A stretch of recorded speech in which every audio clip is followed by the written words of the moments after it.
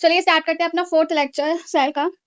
तो ये हमने लास्ट पे देख लिया था सैटरडे वाली क्लास में कि ये स्ट्रक्चर प्रोकैरियोटिक सेल का। तो उसके आगे हम बात करते हैं इनके पार्ट्स के बारे में कि पहली बात तो सुनो, जो तुम्हारा सेल्स होते हैं प्रोकैरियोटिक सेल्स होते हैं, देखो सुनो, nearly all prokaryotic cells are fundamentally similar. मतलब कि देखो एक बात बताओ, कोई भी तुम्हारा प्रोकैरियोटिक सेल है उसमें सेल भी होगी, सेल मेम्ब्रेन भी होगी, साइटोप्लाज्म होगा, न्यूक्लियोइड होगा, बहुत सारी चीजें होंगी। हालांकि उसका शेप, साइज, फंक्शन डिफरेंट हो सकता है, पर फंडामेंटली सिमिलर तो होंगे ना। ये बात थी, बस इस लाइन का ये मतलब था। अब देखो सेल वॉल क्या होती है? रिजिड होती है, नॉन फ्लेक्सिबल होती है, जो प्रोवाइड कराती है शेप सेल को। ठीक है। एब्सेंट है माइकोप्लाज्मा, हमने ऊपर भी पढ़ा था इसमें कि एब्सेंट होती है माइकोप्लाज्मा में। एंड जो तुम्हारे यू बैक्टीरिया होते हैं उसमें सेल वॉल किसकी बनी होती है? म्यूरिन की, उसको हम पेप्टाइडोग्लाइकन कह देते हैं। और आर्की बैक्टीरिया में जो सेल वॉल बनी होती है वो बनी होती है स्यूडोम्यूरिन की। ठीक है जी। हाँ। सेल मेम्ब्रेन या से प्लाज्मा मेम्ब्रेन ये होती है फ्लेक्सिबल तुम्हारी, इसलिए तो उसकी इनफोल्डिंग हो गई थी। पढ़ा देखो कितनी सारी इनफोल्डिंग होती है, ये हो गई, ये हो गई, ये हो गई, ये आउटफोल्डिंग हो गई, ये दोनों इनफोल्डिंग हो गए, मीजोसोम, क्रोमेटोफोर और ये फ्लैजेला। तो इसलिए क्या ये फ्लेक्सिबल है और सिलेक्टिवली परमिएबल है। ये डिसाइड करेगी क्या अंदर जाएगा और क्या बाहर जाएगा। ठीक है। इसलिए कहते हैं ये बाहर के मतलब इंटरेक्ट करती है आउटसाइड द वर्ल्ड। यूनिवर्सल है, सब जगह पाई जाएगी। साइटोप्लाज्म तुम्हारा सेमी फ्लूइड होता है, ये भी यूनिवर्सल होता है। फोर्थ तुम्हारा nucleoid, double standard circular DNA होता है तुम्हारा न्यूक्लियोइड। इसमें कुछ प्रोटीन पाए जाते हैं, ये रहे जो इनको स्टेबिलिटी प्रोवाइड करते हैं। पॉलीअमीन प्रोटीन्स जिसमें पॉजिटिवली चार्ज होता है। नोट क्या है? हिस्टोन प्रोटीन एब्सेंट होते हैं प्रोकैरियोटिक में, इसलिए इसमें पॉलीअमीन्स प्रोटीन पाए जाते हैं जो कि बाइंड करते हैं, स्टेबिलिटी प्रोवाइड कराते हैं तुम्हारे डीएनए को। ठीक है। ये तुम्हारा डीएनए है ही है, ये तुम्हारा डीएनए है। डीएनए तुम्हारा नेगेटिवली चार्ज होता है, किस वजह से? फॉस्फेट ग्रुप लगा हुआ होता है, इसलिए। अब प्लाज्मेट के बारे में बात करें, जो तुम्हारा प्लाज्मेट होता है वो एक्स्ट्रा क्रोमोसोमल डीएनए होता है, extra double stranded circular DNA, ये भी डबल स्टैंडर्ड होता है, सर्कुलर ये भी होता है। ठीक है। Replicated without permission of nucleoid, ये बिना परमिशन के डिवाइड कर जाता है न्यूक्लियर के, इसलिए ये सेल्फ रेप्लिकेटिंग है। फंक्शन, ये function provide phenotypic characters to bacteria like antibiotic resistance, मतलब कि तुम्हारा ये एक फिनोटाइपिक कैरेक्टर देता है बैक्टीरिया को एंटीबायोटिक के अगेंस्ट। कैसे? कि भाई तुम्हारे को ये फिजिकली चेंज करेगा बैक्टीरिया के अंदर, कैसे? उसकी मेम्ब्रेन को ब्लॉक करवा के। जैसे मानो बैक्टीरिया है, इधर एक तुम्हारा एंटीबायोटिक आ गया, तो अब ये जो प्लाज्मेट कहेगा भाई तू अपनी प्लाज्मा मेम्ब्रेन को ब्लॉक कर ले, नहीं तो तू मरने वाला भाई, एंटीबायोटिक आ गया। तो इसलिए ये कहता है change physically appearance by blocking the membrane, इसी वजह से वो मेम्ब्रेन उस एंटीबायोटिक के लिए इनपर्मिएबल हो जाती है, इससे वो बैक्टीरिया बच जाता है। अब ये सेकंड क्या है इसका फंक्शन? कि plasma act as a gene taxi, क्या मतलब? कि help in the transfer of DNA of other organism in the bacteria. कोई और सा डीएनए है प्लाज्मा के अंदर हमने इंसर्ट करा और उसके थ्रू हम इसके बैक्टीरिया के अंदर लिया है। तो मैं ये समझ नहीं आया कुछ नहीं, बस तुम समझो कि डीएनए जो हेल्प करता है जो तुम्हारा प्लाज्मेट है हेल्प करता है डीएनए को ट्रांसफर करने के लिए किसी और अदर ऑर्गेनिज्म में।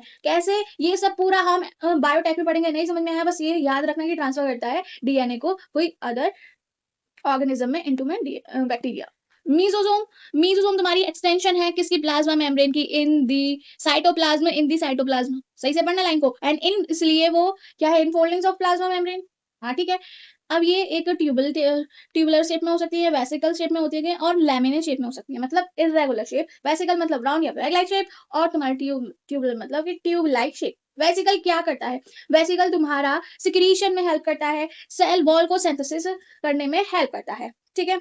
मतलब सेल वॉल बनाता है और सिक्रीशन करवाता है वेसिकल।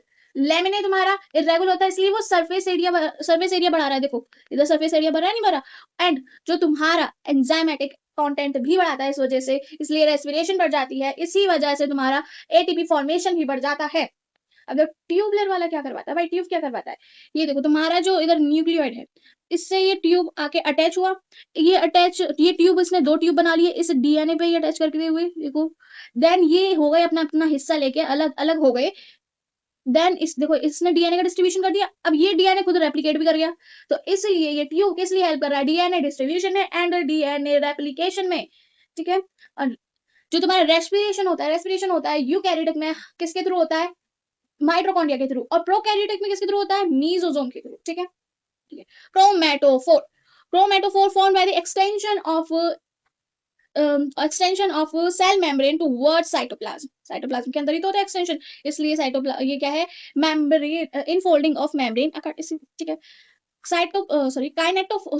ये क्या है भाई, क्रोमेटोफोर, कलर, क्रोमा मतलब कलर, फोर मतलब तुम्हारा डंडा। तो ये देखो, ये जो अंदर ऐसा बना हुआ है, इसमें पिगमेंट लगे हुए हैं, पिगमेंट लगे हुए हैं, pigment are present on the chromatophore. ये तुम्हारा डंडा जैसा दिख रहा है, इस पर तुम्हारे पिगमेंट लगे हुए हैं, ठीक है।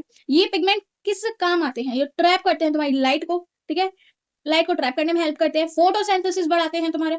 एंड ये इसका एग्जांपल है, इंपॉर्टेंट है, blue green algae is your example, ठीक है। इंक्लूजन बॉडी के बारे में बात करें हम, तो ये specific to the prokaryotic cells, ये सिर्फ तुम्हारे प्रोकैरियोटिक सेल्स में ही पाई जाएंगी। कैसी होती है ये, नॉन मेम्ब्रेनस होती हैं, ठीक है। लाइफ फ्रीली इन साइटोप्लाज्म, यूं ही फ्रीली पड़ी होती है साइटोप्लाज्म में, ऐसे ऐसे, एंड हेल्प करती है स्टोरेज ऑफ अ मॉलिक्यूल। कैसे कैसे, देखो तुम्हारा जो फॉस्फेट है, फॉस्फेट ग्रेन्यूल, वो तुम्हारा स्टोर करता है फॉस्फेट। ग्लाइकोजन ग्रेन्यूल वो तुम्हारा क्या कहते हैं, ग्लाइकोजन स्टोर करता है। साइनोफाइसिन ग्रेन्यूल तुम्हारा पिगमेंट स्टोर करता है।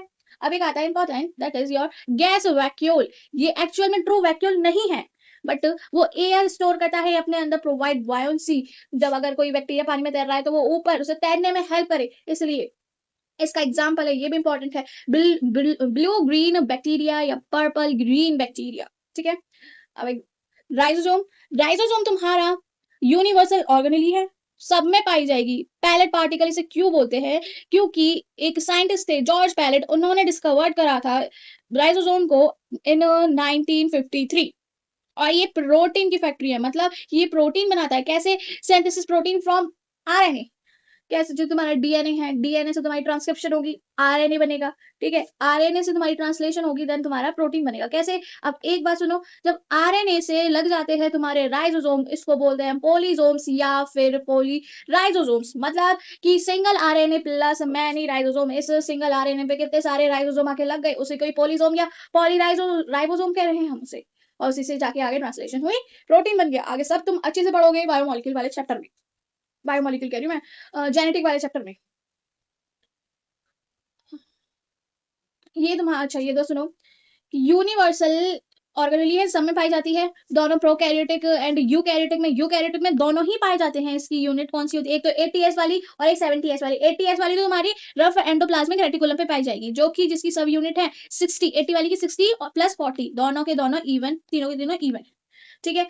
अच्छा एक और सुनो, यूकैरियोटिक में तुम्हारे जो माइटोकॉन्ड्रिया है एंड क्लोरोप्लास्ट है, उसमें तुम्हारा 70s पाया जाएगा। यूकैरियोटिक में याद रखना, जिसकी यूनिट सब यूनिट होती है 50 और 30। ये भी ऑड है, ये भी ऑड, मतलब कि ये 7 ऑड है, ये तुम्हारा 5 ऑड है, ये 3 ऑड है। इस तरह से याद रखना अगर भूल जाते हो। और प्रोकैरियोटिक में तो 70s वाली ही होती है, इनकी भी सब यूनिट 50 है, 30s। अब आगे बढ़ते हुए, कि तुम्हारा सबसे छोटा ऑर्गेनली है, तुम्हारा राइजोसोम सबसे छोटा ऑर्गेनली है। प्रोकैरियोटिक में उसका जो साइज होता है 15 to 20 माइक्रोमीटर होता है, और 1 माइक्रोमीटर तुम्हारा 10⁻⁹ मीटर होता है। समझ रहे हो कितना छोटा हो गया ये। और यूकैरियोटिक में तुम्हारा 25 to 30 माइक्रोमीटर होता है। Set on the plasma membrane in prokaryotic. भाई देखो इधर, ये तुम, ये देखो, ये दिख रहा है डायग्राम में, प्लाज्मा मेम्ब्रेन पे सिट बैठा हुआ है इधर, यही मतलब है बस उसका, राइट। ये तुम्हारा हो गया। अब ये एनसीईआरटी को पढ़ना, इधर देखो क्वेश्चंस, ये अभी हुआ नहीं है, इधर से आते हैं। The genetic material of prokaryotic cells is called, क्या कहते हैं, न्यूक्लियोइड कहते हैं, याद है अच्छे से। अभी पॉलीसोम पढ़ा है हमने, पॉलीसोम, पॉलीसोम हैव 2 कंपोनेंट, एक तो तुम्हारा होता है ribosome, while the other is mRNA या आरएनए। अभी नहीं पता तो आरएनए ही पता होगा एटलीस्ट, पूरे में यही दे रखा है, ठीक है, RNA. Which of the following is not a function of mesosome. Mesosome का फंक्शन क्या नहीं है, रेस्पिरेशन में हेल्प कराता है, हमने पढ़ा था अभी, डीएनए रेप्लिकेशन में हेल्प कराता है, इंक्रीज करता है तुम्हारे अरे भाई, इंक्रीज करता है तुम्हारा एंजाइमेटिक कंटेंट, अभी पढ़ा था हमने। ये रिप्रोडक्शन में हेल्प नहीं करता, मीसोसोम रिप्रोडक्शन में हेल्प नहीं करता। अब देखो, larger subunit of prokaryotic ribosome, largest. Prokaryotic में तो 70s होता है ना, तो इसका तो एक 50s से बना होता है, दूसरा तुम्हारा 30s से बना होता है, तो लार्जेस्ट होता है, तो कौन सी हो जाएगी, 50s। Which of the following structure is not found in prokaryotic, कौन सा प्रोकैरियोटिक में नहीं पाया जाता, क्या तुम्हारा न्यूक्लियर एम्बलम पाया जाता है, नहीं जी पाया जाता, ये तो पाया जाता है, ये भी पाया जाता है, ये भी पाया जाता है। Gas vacuole are found in, example कहा था ना, याद रखो, ब्लू ब्लू ब्लू ग्रीन सल्फे blue green photosynthetic bacteria, purple green photosynthetic bacteria, ये दोनों ही तुम्हारे एग्जांपल हैं गैस वैक्यूल के। Several several rhizomes may attach to a single mRNA and form a chain। बताया था पोलिसोम कहते हैं या उसे पोलीराइजोसोम कहते हैं। पूरा ऑप्शन पढ़ना है इसमें, बोथ को भूल के तुमने यही देख लिया तो ट्रिक मार के आगे चले गए तो गलत हो जाएगा भाई तुम्हारा आते हुए भी। ये देखो पहले कि ऑप्शन सही से पढ़ना है। इन प्रोकैरियोटिक क्रोमेटोफोर क्या होता है? Specialised granule responsible for water storage food storage within the cell? नहीं भाई, ये तो इंक्लूजन बॉडी करती है।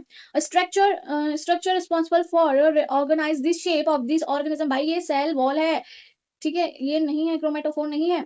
इंक्लूजन बॉडी के बारे में बात, inclusion body lie freely inside the cell and carry the out various metal part, ठीक है, पर ये थोड़ी होता है क्रोमेटोफोर। तुम्हारा क्रोमेटोफोर क्या है? Membranes extension into the cytoplasm which contain pigment. हाँ जी, हमने पढ़ा था।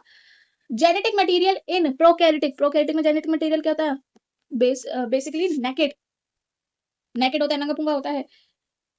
प्लाज्मिड नहीं होता भाई, प्लाज्मिड तुम्हारा एक्स्ट्रा क्रोमोसोमल है, एक्स्ट्रा क्रोमोसोमल डीएनए है। तुम्हारा जेनेटिक मटेरियल पूछा है, एक्स्ट्रा नहीं पूछा। Which of the following is seen only in prokaryotic cells? सिर्फ प्रोकैरियोटिक में कौन सा मिलता है भाई? लाइसोम इनमें मिलता ही नहीं है पहली बात तो। ये भी इसमें नहीं मिलता, प्रोकैरियोटिक में ये मिलता है पर ओनली इन, ये तो दोनों में मिलता है ना, यूकैरियोटिक और प्रोकैरियोटिक में। मीसोसोम सिर्फ प्रोकैरियोटिक में मिलता है। That's all, thank you.